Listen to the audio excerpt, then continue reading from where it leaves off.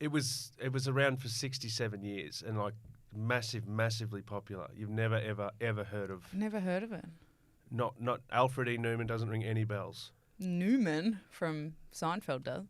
Alfred E. Newman doesn't. No, the kid like the he's missing a tooth at the front. He's No, always it's a got familiar cheeky grin. face, but I Yeah, I didn't know what it was associated to. Is it a boy thing, maybe? possibly A man thing? It very much so. I don't. Did it hide under the bed like other certain publications that boys? I don't think it was that. No, That- Recording. Merxie's chatting on the Wheelhouse podcast. We're discussing Mad Magazine. We're going to get right into it this week because Kate's never heard of Mad Magazine. The reason I'm talking about it is because Alfred E. Newman looks nothing like Jonas Vingegaard, or maybe he does Well, they've made him look like yes, the fella that you showed me. That's what it is. In real life, he looks nothing like him, but according to this weird bit of AI that's come out, we're going to talk about it later. Yes. It's all very, very strange. So much to talk about this week. Putting the drafting in a race sponsored by draft beer, I think, is a very interesting topic to go through. We're going to go through all things flesh as well. All things fleshy. All things fleshy will be discussed at length. We'll keep that a tight conversation, hey? Yeah, there's some interesting, some exciting news around the Tour de France and the Tour de France fam as well. And why is Remco gone dark? That's my question, and we're going to address that very, very soon. My name's Joel Spreadborough. Catherine Bates is here in the flesh. It's not an AI version of you, is it? It is not. I'm Okay. here in All the right. flesh. That's our bingo word for this week. Flesh. Flesh. When you say it, you have to really hit the And then flesh. never again. Yes. Okay, yes. So, I once again a little peek into our rundown. Because I yes, love this is this fun. little thing. Your note, which I absolutely loved this when I saw it, putting the car in PogaCAR. PogaCAR. I know. Well, the first time that I tried to pronounce his name on television, I was not pleasing to the eardrums of Australians because I kept calling him PogaCAR. Oh, okay. So you got form here. And so I got told repeatedly Yeah. his name was not PogaCAR. But after what's happened in Amstel Gold, I'm questioning that. Amstel Gold. So what happened in Amstel Gold was he defied a flat tire and absolutely bruised everyone else's egos, as he tends to do. Made some of the world's absolute best hilly riders look like fools, utter fools. Yes. But a solo win by 40-odd seconds didn't come without some draftma. Some draft. See what I did there? A bit of I do. draft I mark. do. I mean, it's not unusual that we're seeing cars or vehicles affect races in some regard. Like we've been talking about it a lot in terms of motorbikes are too close, whatever. Yeah. But there is a shot, and it's not just a still shot from the broadcast, but throughout the broadcast in the last 10 kilometres, Pogacar is almost like riding the bumper bar, and he tries not to. He tries to go to the side and get around, but these roads are fairly narrow at this point in the race. And there's a giant, and I'm conspiracy theory, Yeah. a giant Amstel beer banner on the top of Oh, no. the car. Really? And I'm wondering whether they were just trying to get a little bit of extra airtime. There's so much to unpack there. Because Well, it made everybody cranky, Pogacar included. He was like, take the car out of Pogacar. Yeah, but that speaks to a conspiracy that like literally everyone's involved in. That speaks to a plot, Kate Bates. Okay, well, let's unpack this a little. To start with, Yeah. I think it's worth saying that I think the Podge was going to win anyway, right? But Ben Healy, at this point from EF Education First, was closing down the gap. He brought 10 seconds back in the 3 kilometres before this, and all of a sudden this happens. So conspiracy theory 1, they wanted Pogacar to win. Yep. So as the gap closed down, they thought they could affect the outcome of the race. Wow. I don't think that's it. But good one, right? Good conspiracy It is theory. a ripping There's someone theory. with a tinfoil hat that is like, yes, right now. And when they talked about it afterwards, Pogacar said it's crap. Ben Healy said, it's kind of crap. Like, not that he might not have beaten me anyway, but cars shouldn't determine the outcome of the race. No. But when they asked the race director, what do you think he said? angrily dismissed claims, I'm going to guess. Yes. Angrily. Well, Angrily. but he went so far, which just blows my mind, right? He went so far, Joel, as to say that it was just like a screenshot. Oh, yes, I've been asked about that. It was simply a moment in time. We have to go past them. Somebody takes a photo at that time, makes it look like something it's not. Yeah. Had somebody explained to him the difference between a photograph and moving images? Yeah. Broadcast images? I'm really curious about this because it's like it clearly shows that it's there for a very long time. How is it not? I know the roads are narrow, whatever, but like there has to be a way to check this. There has to be a way to be like, oh, hang on, that's been happening for a while. Penalty. It's like how does that not happen? I mean, it's really tough because you can't penalise PogaCAR because he's not doing anything wrong. Like, what's he meant to do? Sit up, drop back, and lose the race? Like, it for him, there's nothing that can be done. I think that the driver, there should be a penalty, whether it's not allowed to race otherwise. Merxie's ringing the Merxie bell. I'm surprised. Ding dong. PogaCAR didn't just ride past the car. Yeah, well, that's what I think that too. Like looking at the photo here, the road is quite narrow, yes, but he's PogaCAR. Like, why didn't he just bunny hop over the car? He's probably more powerful than but the BMW. Leon Van Vleet, that's the bloke, the race director, he's come and said, look, there's no possible way this happened for more than a kilometre. More than a kilometre? That's what he said. But a kilometre is a long time. Full kilometre. That's 10% of what was left in the race at that point. That's massive. So he said there is no way it was any way as long as a kilometre. It had no choice but to spend a brief period of time in front of PogaCAR for PogaCAR. For safety reasons. Oh, I'm just not buying it. So therefore, my only theory can be it's something to do with Amstel beer. My only theory is that they're like, oh, look, we might get wrapped over the knuckles, but imagine the images. That is a can of worm-infested beer. That is insane. That could be something. Ooh. Beer. I understand the need to get your sponsors and get them out there, but no, don't impact the result of a race. Like, that's crazy talk. I think it's terrible. Okay, so and everybody thinks it's terrible, but if the UCI don't do anything about it, well then why wouldn't it continue to happen? And my question is, how has the UCI not already got things in place around this? Because look, they do on paper, but if they're not actually, like, it's not the right thing to have done, and it's to use the word illegal, race wise. But if they don't dish out any penalties, then of course you're going to do it. That's that happens in every sport. You will push as far as you are allowed to push. You will take full advantage of any loophole, absolutely, any legality that you can. And my theory on the sponsor is because when we were at the Olympics, you're not allowed to use your own sponsors, show them in any way. So strict, like they'll cover up your bike, the name on your bike, so you can only have one showing. And Oakley wanted to get around it, so Oakley gave us like sweatbands for our fingers. Okay. Right? So I rode the individual pursuit in Athens with a tiny little Oakley sweatband around my finger that completely missed all radars and all sponsorship radars. Wow. And covertly got the Oakley logo in every photo. Very covert. So they planned it like that. They asked us all to do it. We're just kind of, okay. Yeah. Most of the Oakley athletes did it. Yeah. Right? So this is happening, and it's not just about the athletes and whatever. It's also about the sponsors and the commercial side. That didn't affect the result, did it? No, it didn't. Yeah. But I guess they're just thinking about getting the sponsor on the TV. They don't actually. Yeah. They're not putting it together. I can picture the broadcast in Athens going, okay, we're going to cut now to the close-up finger cam. Let's see what Bates is doing with her fingers on those handles. Oh, dear, it's an Oakley sign. Exactly. Anyway, you mentioned a name there in Amstel. Pog obviously getting home by 40 seconds. At one point, there was only a 20-second gap, and you said the name Ben Healy. I have one question for you. Who on earth is Ben Healy? Who on earth is Ben Healy? Yeah. I mean, thankfully, he's got a delightful name. Ben Healy. Nice, easy name for us. I first really became aware of Ben Healy more than just, a talented rider. He's Irish time trial champion, but on the roster. But he'd never really put his hand up and impressed me that much, to be honest. No offence meant.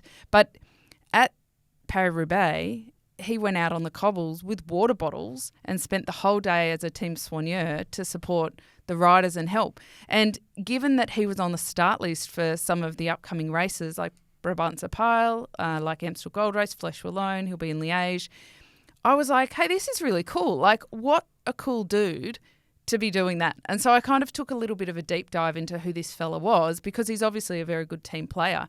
And he's actually born in Birmingham. Yeah, grew up around there, but he's got Irish family, so he races for Ireland. Is that because Ireland, he passage into the Ireland team's a bit easier? No, not necessarily. No? I think it's just when you're choosing who to race for and you have that heritage in the family, it's a bit of a heart decision, I think. I love that. Okay, But he sounds English, but he looks Irish. He looks he Irish. He does look Irish. But he was the kind of rider, like his dad got him into it. He tried track, he tried road. He was a good mountain biker for a while, but got kind of punted from the British mountain bike development program and had to scramble to try and get a road team. So he's a bit of a scrappy rider in making sure he got opportunities. He wasn't one of the riders who was just handed scholarships or everything along the way by any means. And I like that kind of rider. Oh, fantastic, and he did such an incredible job in Amstel Gold Race. Well, they were Jonathan Vorders, the EF race team director, was filthy about the PogaCAR issue as well, but he still managed to get second on the podium and dropping his own former teammate Feathers Pidcock, yes, which leads me Feathers. to my next thing I'd love to talk about, was 1, 2, 3, Pog, Healy, Pidcock. Pog, Healy having a beer, as you do at the Amstel Gold. Pidcock doesn't want a bar of a beer. No. Well, in fact, their beer consumption kind of matched the podium step they were on. So Pog, he necked the beer, sculled it in one go. Didn't he? Healy... He's a weapon in every way. Sipped a little. And Pidcock, he didn't want a bar of it. He truly didn't. In fact, some of the photos, his face is almost of disdain. Now, he could be exhausted too, so let's, He could be, but there are photos getting where he legitimately looks like he's at the dentist. Yes. Now, he's a non-drinker. And so even though the podium beer, I'm told, is alcohol-free, which is great, they don't advertise it as such, by the way. I think that would be helpful. Yeah. If fans could realise that. But what I found really interesting was I saw that and I was like, well, good on him. He does all the 1%ers. You do everything right. These guys literally track every single variable of data from sleep to whatever. Yeah. The thought that they're drinking alcohol when we know that health-wise even 2 drinks a week is not that great for you. Yeah. And no judgment to anyone who drinks or chooses not to. Yeah. But if your body really is a temple, it's kind of odd that any of them drink. Well, really. Pog putting one away in one fell skull is But again, it's alcohol free, so I think it doesn't in that place. It doesn't do anything. But what's interesting is that Feathers got a little bit of online hate for it. Yeah, this is. I did see this. They were saying he's not very manly of him to not drink it. Shows that he's weak. No wonder he's getting beaten. Oh, I thought it was such poor taste. Shows that he's weak. Yeah. Wow. Okay. Because he won't scull a liquid that he doesn't like when he's exhausted. Yeah. Really? And as you say, non-alcoholic, but to all intents, looks like they're just given a pint of But is that the marker of who's tough or who's not? No, it's not. No. Never mind that there's a video on the internet of him descending at such a rapid speed that you almost feel like you need to fortify your pants watching it. Yeah. But, he doesn't drink an alcohol-free beer on a podium and he's can't not... punt a pint and therefore he's not worthy. Can't punt a pint, I like that. Can't punt a pint of frothy, delicious, alcohol-free Amstel Gold. Okay, let's look at the women's race. So Demi and Lottie, the rivalry of 23 continues in stunning fashion. It's just not going to let up, is it? No, I think it's interesting because the first race we were talking about this season was Strade Bianche when there was a little bit of bad blood. Just a little bit. Yes, there was a bit of horsing around, if you can recall, and that really set the tone. And so I was quite interested, how's this? Almost sitting back with the popcorn. How's this going to play out between Kopecky and Vollering? I think we can very firmly say it has not affected their ability to race together. Yeah.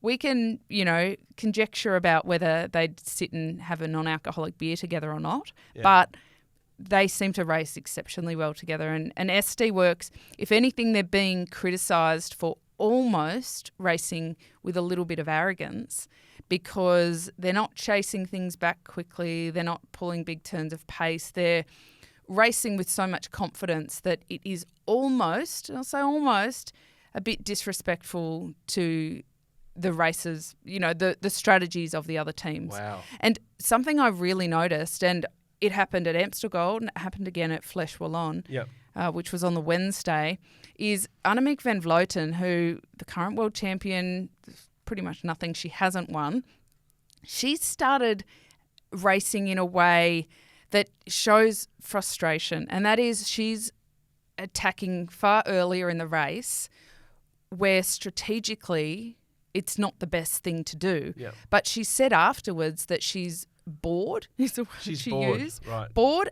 and frustrated and doesn't like the negative racing. Well, we've spoken about the SD wall, haven't we? That whole sort of what do I describe it as? It's like a block-out tactic. It's a real block-out. It's a real sort of... Well, it kind of raises the question, and we can say the same about PogaCAR or Jumbo earlier in the season. Like, is it a bit boring when it's somebody so dominant? And I don't think it's boring. Like, if you're actually watching the racing, the Amstel Gold race, that was not a boring race. No. And, absent the car, Yeah. Healy might have come a little bit closer, but there was no point where you were like, it's not even worth watching anymore. This is ridiculous, right? Yep. It was still an exciting race, even if PogaCAR won yet again. Same for Demi Vollering in Amstel Gold. Like, you can go, oh, here you go, she won again. But it was an exciting race to watch.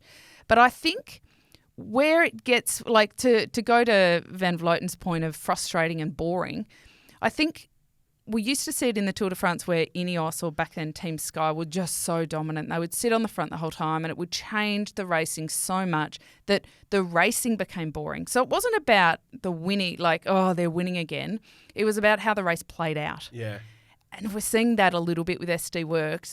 It's changing the whole dynamic of the race, and some of the other riders are getting a bit frustrated by it. Yeah. Well, when it's starting to spill over into the peloton and you've got a world champion saying that she's bored. Yeah. That's a little bit of an alarm I mean, bell. it's a bit of a chink in her armour, though, isn't it? That she's bored. Is this the proverbial scoreboard pressure? It's like the chips are down, you're under the pump. There's no real way through this SD wall at the moment, so you're just having a bit of a sook. Well, I think sook no, but it highlights the fact that cycling doesn't have something like a salary cap. Yeah. And so the men at the moment, we do have quite a number of teams who have a lot of depth, and it makes it quite interesting. The women's is at an earlier developmental path, and we are still seeing some teams with significantly more resources than others buying a lot of the best riders and then just dominating. And SD Worx, it's not the first year they've done this and really dominated. Yeah. And so I do think that it is worth considering in a broader sense for the sport, and I think this for the men's as well, like a salary cappy style thing, so that you don't just get dominance, like purchase dominance. Because there's also a lot of riders who, if they get offered a massive contract, they're going to take it. Even if their heart might say, oh, but I might get a few more opportunities if I go to another team. I think in that way money talks a lot. I think it does. I think in the global climate as well, you want that security. And I think any kind of salary cap, it needs to be on both ends too, because we need to make sure teams are paying their athletes and can afford minimum wage, whatever it is that they're offering them, because that's an issue. We'll get into a little bit later in the show. This is the Wheelhouse Podcast. Let's basically repeat what we've just spoken about, but in a different location now. We'll jump in the Learjet, the Wheelhouse jet, and go to Flesh. Let's go to... Except the jet would barely make air before it was like, back on the ground. Fasten your seatbelts, the seatbelt lights, and we're in descent. Okay, so PogaCAR, once again, an Imperious on the Mur de Huy, which I love it. It's such a good name. It is. Well, it's listening to the commentary. Merksy and I were watching it. Thankfully, the women's was on at a beautiful time for Australian viewers. Prime time for us. What time? So like 7, 8 p.m? Yeah, 7 p.m. Yeah, great. But you couldn't help but notice that the commentators putting the anglicised version of the of the town, it sounds like murder wee. Yeah. That's all I was hearing. Murder wee. And I was like, that pretty much sums it up. Jeez, I could murder a wee right now. No. Been in the saddle for all this time, climbing this hill. Gee, I really need to wee. Well, and I mean, again, it was kind of, the PogaCAR show, but not in a hideous way. He only won up that final climb and he made it very exciting. And Joel, there are so many photos of him winning. So I've just popped one up. Thanks, Merxy, in the screen here. On one side of it is PogaCAR winning Amstel Gold, and the other is of him winning up the Murder Wee. Can you tell us what you're seeing there, Joel? Yeah, so PogaCAR doing his thing with his hands raised in the air, and then his animal version of him, which is, of course, the goat. A goat. Doing its thing. Wearing the exact same helmet. It's like, oh, no, what have you done? You've turned him into a... No, he turned himself into a goat. I just thought you could literally go on the interwebs and look for any photo of him. He's won so much this year. He's won 3 this month. It's a joke. But a very, very impressive good joke. One for him. Yeah. Well, there was a good comment by Matthew Keenan that I saw that was like, this is an excellent season an excellent career from PogaCAR, and it was just the shot of his season, this season's victories. Yeah. But it would be an excellent career. 100%. And it's just the first quarter. How many hardworking athletes would be out there looking at what he has literally done in this month and going, you ride for 10 years. And a little bit demoralising. It's, but no, look, it's extraordinary. And we've spoken about this before. You mentioned earlier in the program, a dominant champion. There's always going to be controversy. There's always going to be questions about, that's not fair. They did that. They won by too much, whatever it is. But I say salute every time you get a generational talent like this that is doing what he's doing, because it is actually ridiculous. I agree. And we had some new faces, well, certainly in second and Mikel Lander in third. And Joel, I just wanted to put something to you because I'm conscious that Ben Healy, Tom Pidcock, Van Aert, Van der Poel, we've had a pretty easy run of pronunciations. Yes. And if you can recall when we started here in the bunker in the wheelhouse, we came across a few difficult words, names, places to pronounce. The first one, of course, was Jonas Vingegaard, and many commentators around the world got that one a little bit muddled. Yes. So I found one for you. He came second in Flèche Wallonne, and I'm saying he because I'm not going to say the name because I want you to try and pronounce it now. I'll spell it for our listeners. SKJELMOSE.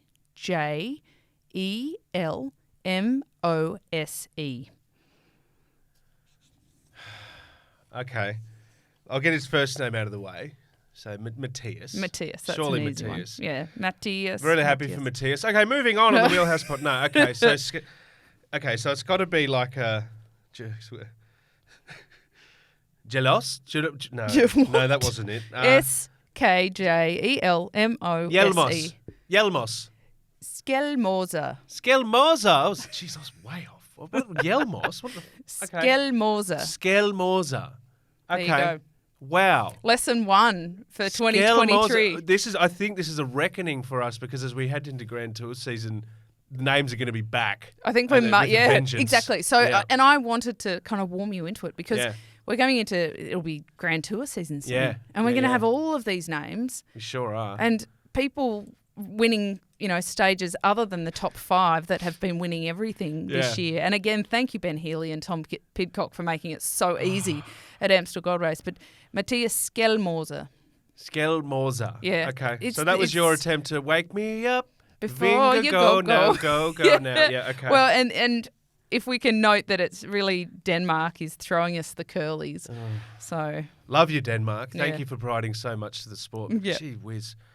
Can you just get a few more Smiths out there? Yeah. All right, let's look at the women. But firstly, I'm going to go to some easy-to-say names. Rachel Nail and Amanda Spratt doing us proud. Flowing the flag for Australia they did. very nicely. So Rachel Nail was in an early break. Awesome to see her racing and up there and, being an active part of the race because we've had a bit of a tough spring classic season for the Aussies, men and women. So it's really great. But Amanda Spratt, I was getting so excited, Joel. Merxy and I were watching it, but we got very confused, Joel, because the number, like the graphics around the time gaps between the groups were what we felt was inaccurate, and then we were like, no, it must be, it mustn't be. So Amanda Spratt essentially on screen looked like she was gaining on the chasing group and 45 seconds ahead, and then they pan to a shot and the bunch is just behind her. And all of a sudden the graphics change and it's down to 9 seconds. Right. So we were getting so excited. 8K left to go. Spratty's got this. Yeah. But she was actually... Ba-boom. Wow. So I don't know what happened there, but that was not appreciated. But good on Spratty. Is that not something you'd noticed before? Like those graphic changes being a bit sluggish? Is that the first time you've seen that? We did, but I looked it up on online. I looked at live tickers, and everybody was, I guess, from the same source. But it was the pan around shot on the final climb. Like, I know. And I spared a thought for her mum, Lynn, who was watching from the Blue Mountains in New South Wales. G'day, Lynn. What colour shoes was she wearing? White. Oh. Actually, Merksy brought that up. He said, I don't understand why Bontrager can't even just paint them blue or something. Just lick of paint. Yes. Can of spray, just Merksy, were you offering to do that for her? Should we put that out? Happy to do that. Happy. Yep. All right. We'll got get some blue paint. See, perfect. Look at this. He's a doer, Merksy. He's a doer. He's a doer. Yep. He is a. Speaking of doers, I just wrote my note, little rundown here. Demi Nation once again, absolute Demi Nation in the women. Well done to Flesh, but more Vollering, more Kopecky. And do you like Demi Nation? I do. Do I need to explain? Do I need to? No. Oh no! I think I get the joke. Oh, good. Yes, no, that's sure, good. because I prepared a presentation. Okay. Thank you so much. Thank you so much. I worked so hard on these jokes. It's there's no doubt that she's having a blinder of a season so far. Yeah. Speaking of blinders, well, a blinding where are you return going to with the sport. Okay, because I'm looking at the rundown. I'm like, where is he going with this? No, look, a blinding blink and you miss it. She's been out and she's coming back sooner than expected. You must be excited about Lizzie Deignan making her way back. I am. So she's formerly Lizzie Armistead, and she is making a return after maternity leave for the second time.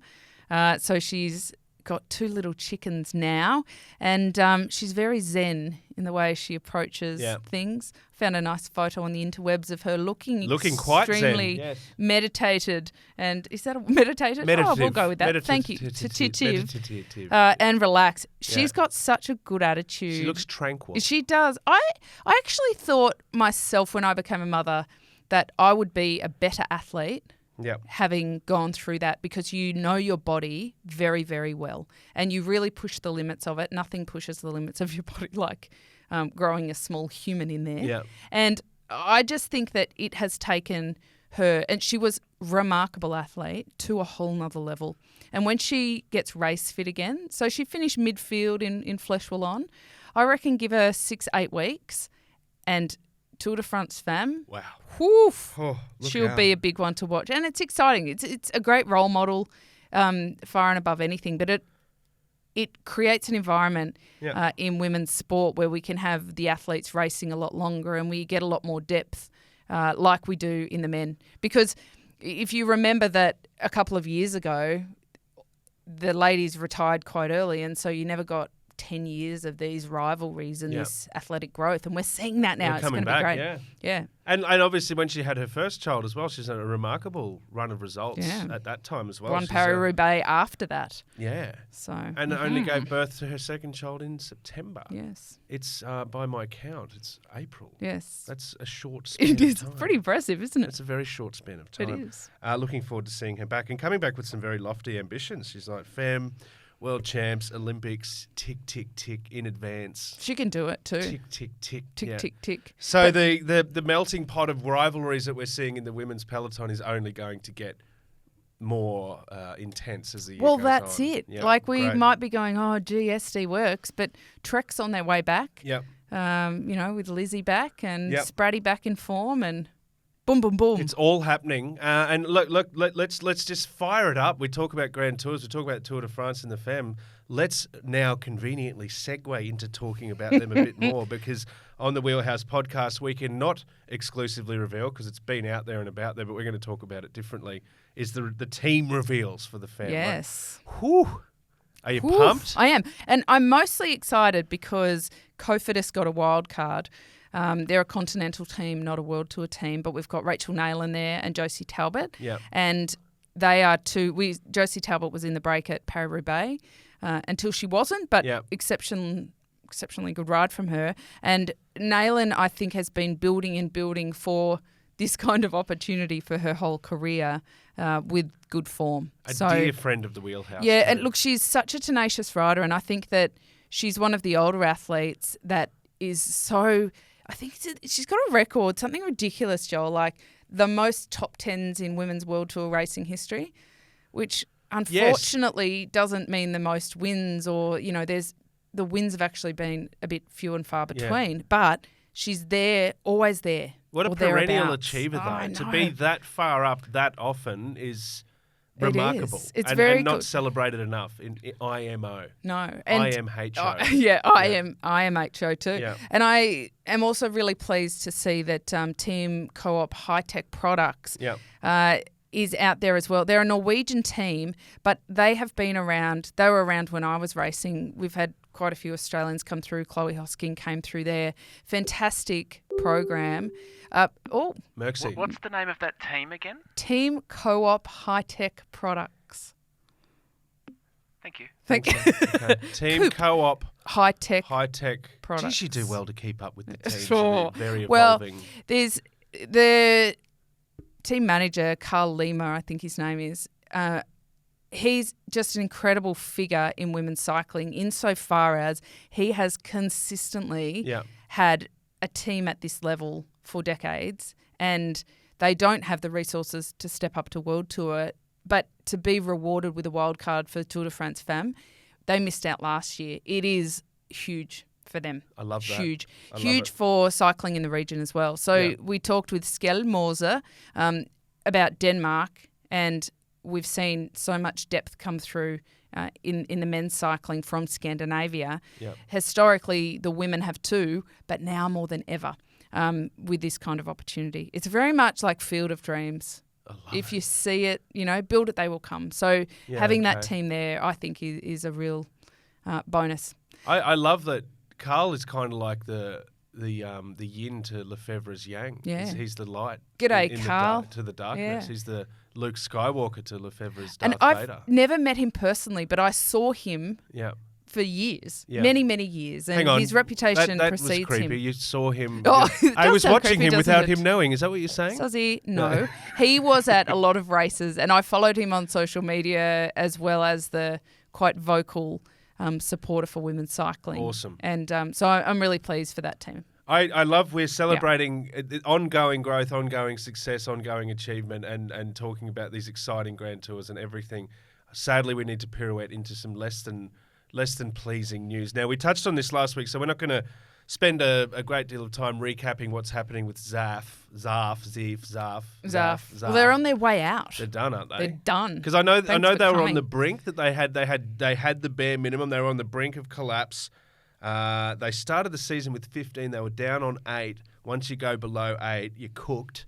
With the UCI saying, look, you need 8. You need 8 or you're not. You need 8 or shut the gate, basically, is what the UCI well, they says. weren't paying their riders. We talked about it last week. It gave us the heebie-jeebies. Yeah. Contentious because if they're not getting invited to things, who are you really punishing? But most of the riders this week have now sailed. They've now moved on. Can you blame them? No, not at all. And there's a couple, it's a good news story in some ways because some of the riders, and two examples I'll give are Maggie Coles-Lister, the Canadian champion, and Michaela Drummond from New Zealand, who were on the team, who have said that it has been absolutely living hell, what they've experienced with the team.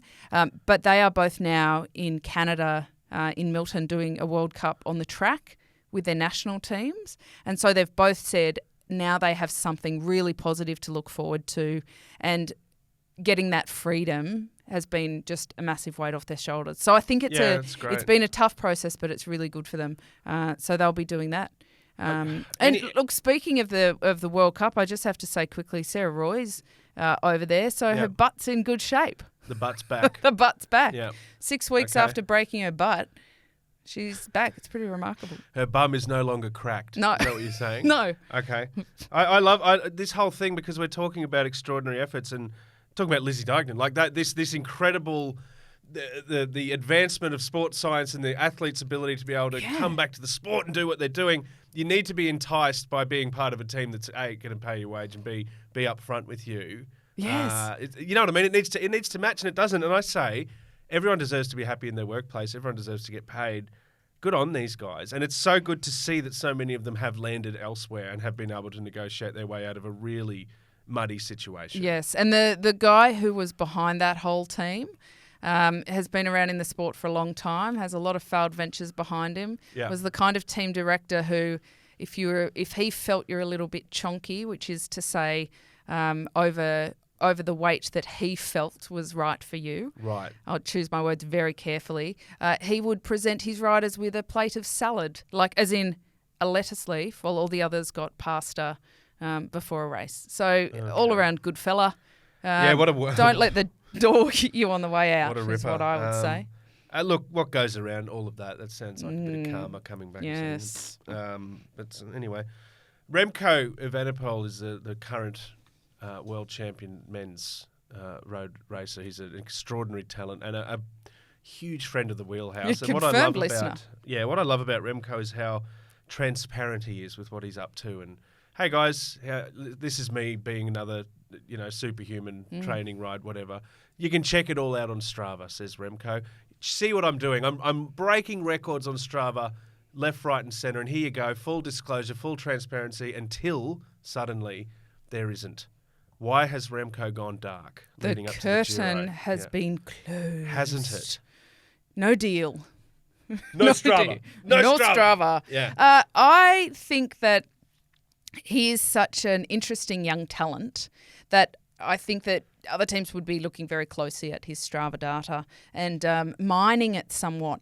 And now we do have kind of the very rapid acceleration of new technologies, including, machine learning and whatnot. And it could, theoretically, make him more predictable if teams took all the data and could come up with effective enough algorithms to get more of an understanding of his tactics and whatnot and try and mimic that or go up against it. Okay. I still think it's all a little bit funny because I think at the end of the day, people win bike races, not bikes, not data. Mm-hmm. And it's the spunk and it's the decisions they make. And as equally as you can watch PogaCAR and all the good decisions he's made, you can find a ton of examples where he hasn't drafted very well, has made bad decisions, and nothing about his Strava data is going to change that.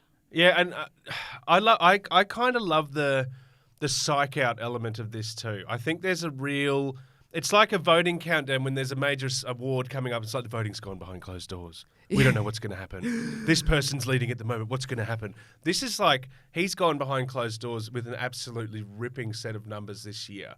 What does this do to his opponents? It's like, what is he now? Is he getting even better? What are we going to do? Yeah, I reckon there'd be a lot of time and energy spent with the modern athletes on the resilience around what the media's saying, on all this content coming at you, on how to digest it all, on how to stay in the zone and stay focused, and as I like to say, paddle your own canoe.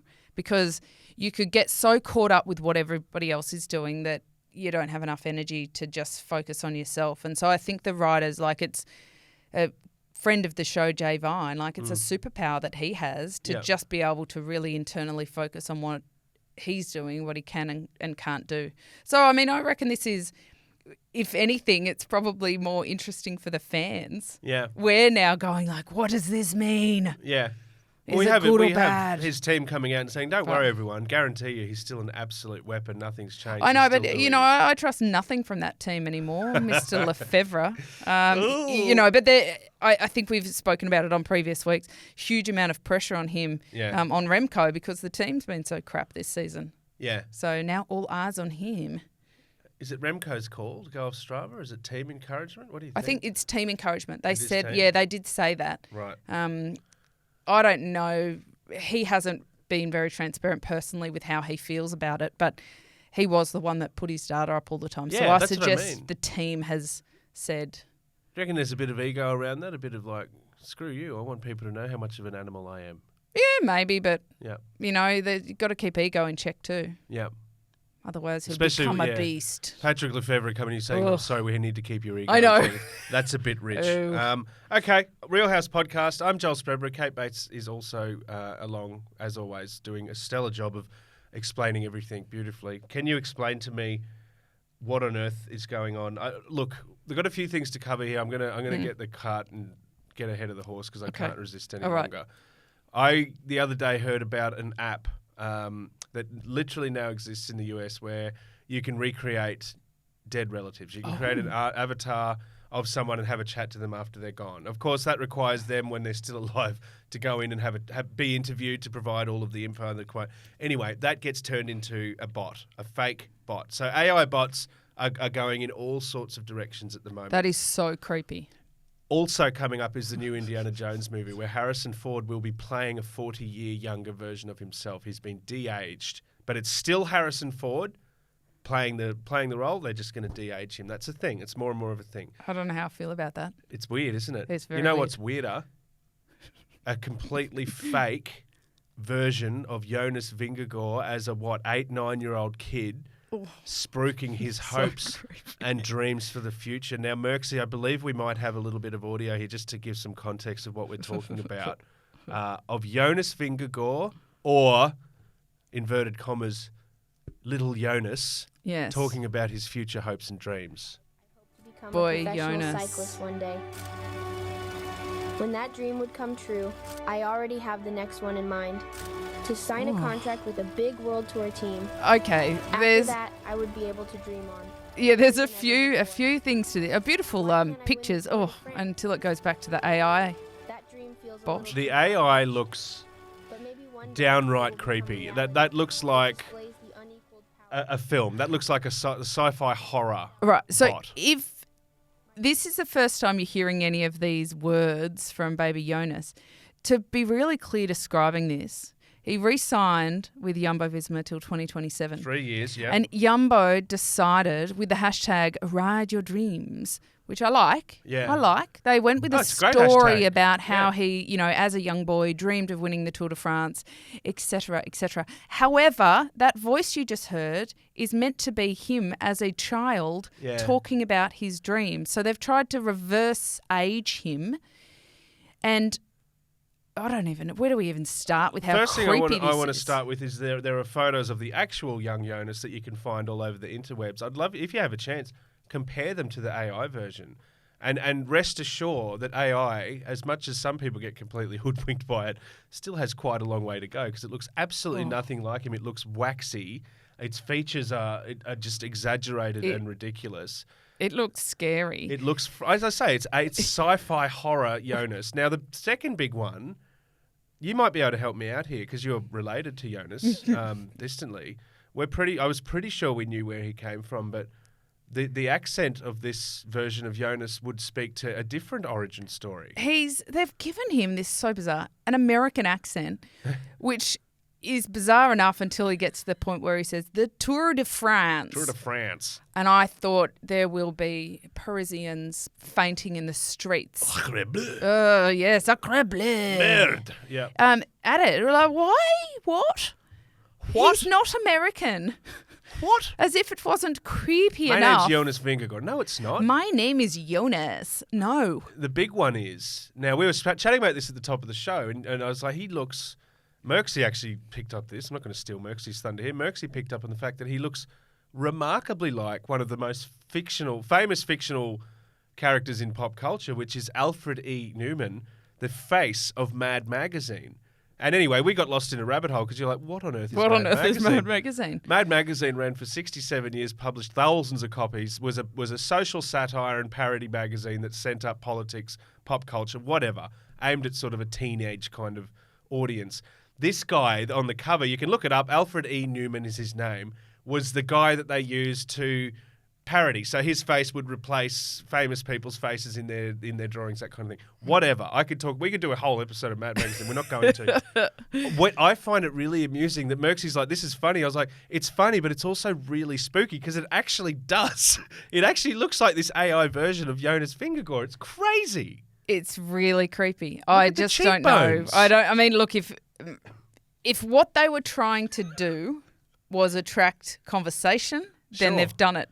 There's no bad press, as they say. But what I love about it Yeah. is that Mad Magazine, that animation is a deliberately exaggerated, cartoonish version I know, of a it's a human. bit odd, isn't it? Whereas the Jonas is a not deliberate, but a cartoonish and exaggerated version of a human. I'm It's gonna meant do, to look I'm real. gonna do a version of the Wheelhouse team in that kind of character. Let's see what we can come up I with. can't wait for that to Yes. happen. I can't wait for that to happen. I just wonder if how Jonas. I'd love to know how Jonas feels about this promo. Yes. Surely you'd be a little bit like, why couldn't we just talk? And why couldn't I just say Yeah. when I was a young boy, these were my dreams? Like, why didn't we do that version? I of know. it? I feel like he didn't get sign off.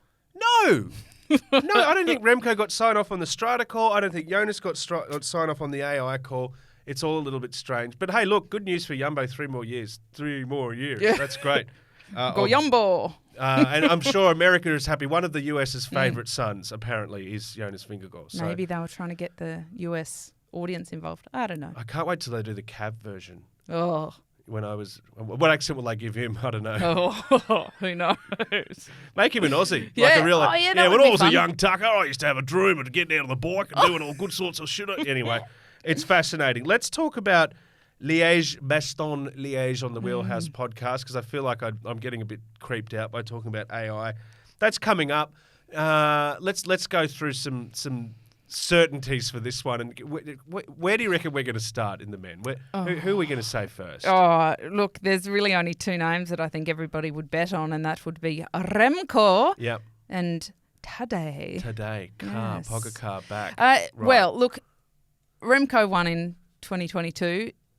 Tadej won in 2021. Yeah. Excitingly for Remco, he starts in his world champion jersey wearing number 1.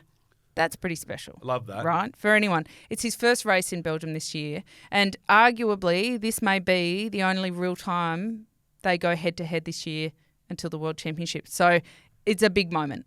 A lot of pressure on, I think, both of them. Tadej puts the pressure on himself. He wants to become one of the people to do the triple Yep. of the Ardennes Classics, Amstel Gold Race, La Flèche Wallonne, and now Liège. So we've had a couple do it in the past. Merckx has won it 5 times. As you do. As you Liège. do. Yep. But yeah, we've only had a couple that have done the triple. David Rebellin in 2004, Philippe Gilbert did it in 2012. Anna van der Breggen has done it in the women. Yeah. And so that in itself is quite a monumental achievement if he can do that. Remco, it's not the same on the line, but, he's hiding his Strava data. He's getting ready for it. Who knows? I mean, it's a pretty well-respected race. Yep. And Remco's been at altitude for a while. It's a breathy race. Race. An altitude makes a massive performance impact. Yeah. And so he's really had a very different preparation than PogaCAR, because now PogaCAR will take a bit of a break after this not a real break, but to ramp up to then the Tour, whereas Remco is really sharpening his teeth of form heading into the Giro. Okay. Interesting. Yes. Well, it's one of the oldest races on the calendar. It is a lovely 109, race. is that right? Is it? Yes. I've got that in my head. Yes, it's been going since 1892. And, okay, so that's not a... no, they haven't had every edition. Oh, though. of course. They had a bit of a break during the war because... Humanity has got in the way. Yes, a few times, well, sure. there was a very famous battle in Bastogne, actually, the Battle of the Bulge. Yeah. Bulge? The Battle of the Bulge. Battle of the Bulge, yeah. It's in Band of Brothers if you're a Netflix fan. Did you just make a TV, wow. Yeah. That's amazing. But it's a beautiful story, It actually. is, actually. It's a very yeah. interesting watch. That was a and critical turning point in it the was. Second World War. Yeah, and so there's a lot of history in the event. And so the locals love it. and it's just a very special one to win on the calendar. But I've got to really quickly dive into what I think is one of the most interesting parts, like historical parts of the race. You can look at 1971 edition where Eddie Merckx won in the snow. That was pretty epic. Yep. Known for that. But in 2010, Alexander Vinokurov, who is Olympic road champion, he's now one of the team directors at Astana. So he looks after Cavendish. Anyway, he came to the finish with Kolobnev, another Russian. Yep. Although I think at this point Vinokurov might have been racing for Russia, not Kazakhstan. But either way, they were close allies. Different teams though. Anyway, they came into the sprint. Vinokurov won very easily. It was uncovered through some emails that Vinokurov had actually paid Kolobnev over 100,000 euros to let him win. Oh. The pair then got charged with fraud by the Belgian government. Now, the charges, they were found not guilty in the end because of a lack of evidence, but it was kind of widely professed that it did happen. That did happen, a race fix. Yes. Oof. So That's there you dubious. go. I think that's a really interesting one because he's going to be back in the director's car. Your knowledge of this history, this side of the sport, explains perfectly why you thought that conspiracies are real is, and right? don't exist. But they now are real. Makes sense. I love that I we've know. bookended that whole Amstel gold drafting theory with it's like, Joel, hello, this is a thing. This happens a lot. 100K in the back pocket. Yeah, that's a lot of money. What's at stake? Just the integrity of the sport. Don't worry about it. It's fine. Yeah, well, I know that's a big one, right? Yeah, okay. But we've only had one Aussie man win it before, Simon Gerrans. Yep. So he won in 2014. Okay. Phil Anderson was on the podium a number of times in the 80s. So a bit of a legend there. We haven't won the women's edition yet. Okay. Spratty was second in 2018, though. Grace Brown. Wearing what colour shoes? Do you remember?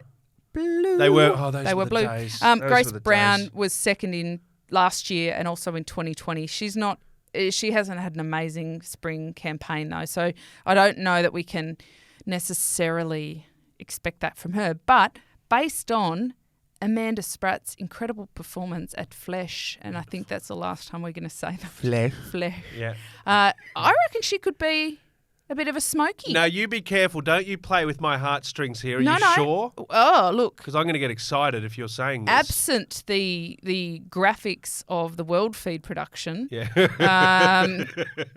she could have nearly won Flesh. Absent the glitch in the Matrix. Exactly. Yeah, wow. So, yeah, I'm going to put it out there. Oh, Go it's Spratty. excitement.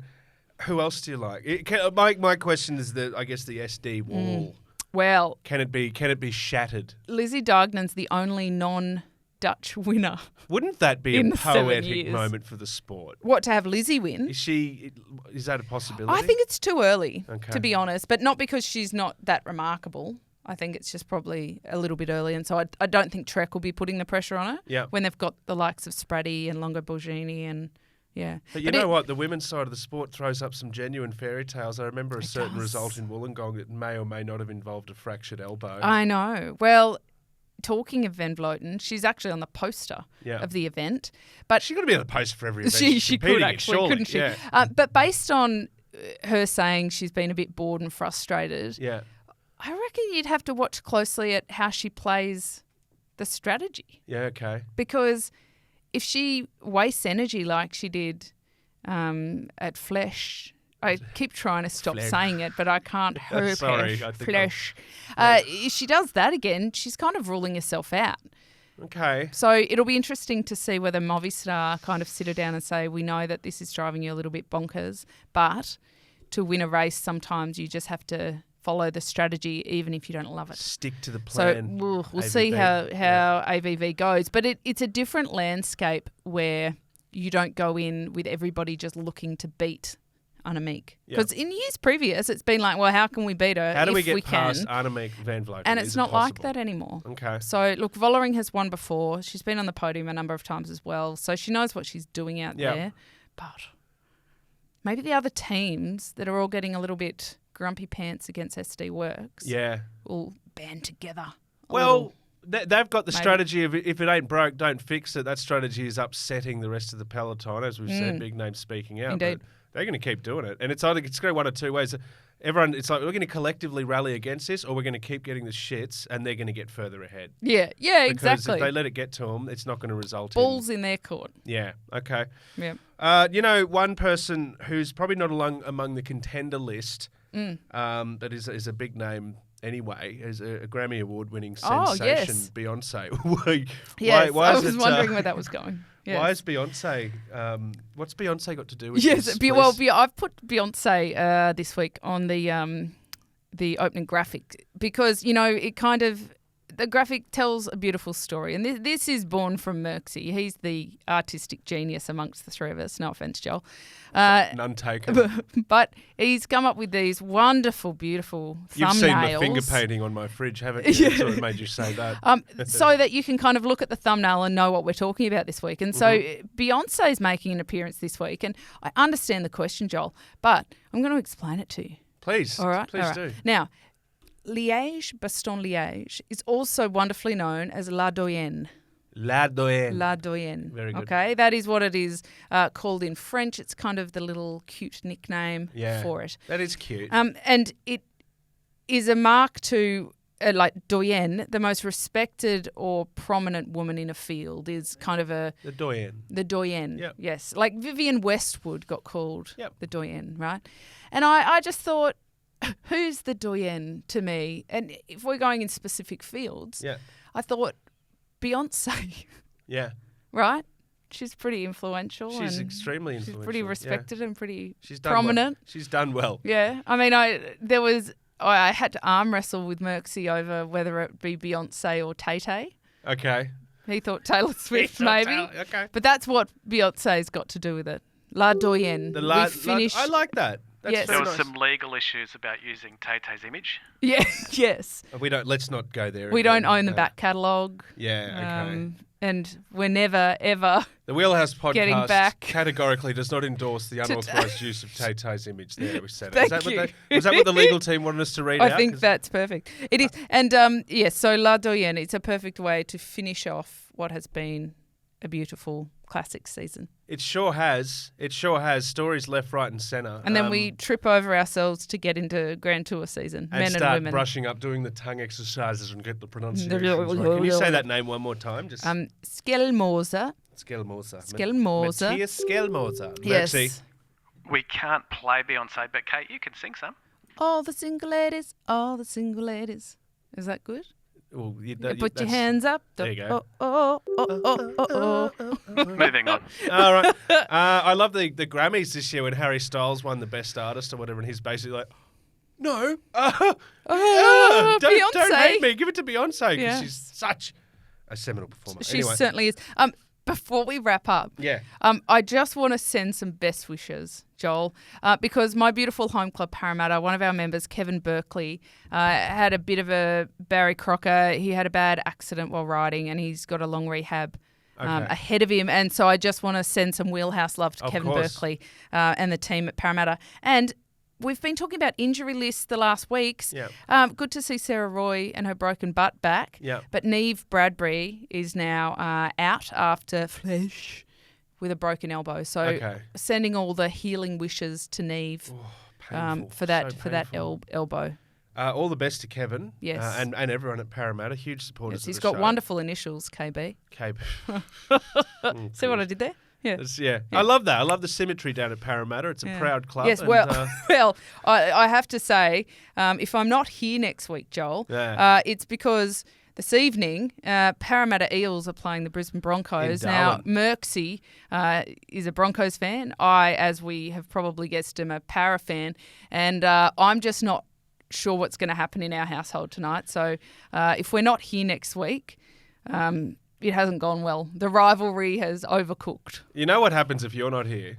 Merxy and I host a show. It does. I don't know that could what be a happens great then. thing. I don't know where that goes. Let's bring it on. I'll be watching that the Darwin Derby. It's not really a derby, but we're watching that as well tonight. Go the Bronx is all I'll say. But all Eels respect for the to win. Parramatta Cycling Club, not Parramatta Rugby League. Oh. There you go. I'm just, mate, Get out of hoist here. your colours. This is the Wheelhouse Podcast. One thing we can agree on is that we have a lot of fun in here. And thank you so much for unpacking the issues the way you do, Kate Bates. No one does it better. I'll no take one it. does it better. I'll take it. Like, share, subscribe. We're up to episode 43. Yeah. 40 and some change We'll have to is buy how a I cake like to for say it. number 50. I'll bake. Bake a cake. Yeah, you might not want to eat it if I bake, so we'll buy one. Well, I reckon Use our budget. Yeah, have you seen me at the dinner table? I'll eat most things. Okay, this has been a lot of fun. We're going to do it again. Before you know it, episode 44 will be here. Please get involved. We'd love to hear your thoughts on anything you might not agree with, or definitely if you agree, let us know that too, because it's good to be every now and then to be like, yay, we were right. Thanks for your company. Like, share, subscribe. See you next time. Ciao, Bella. Ciao, Bella. Ciao, ciao, ciao. Ta-da now.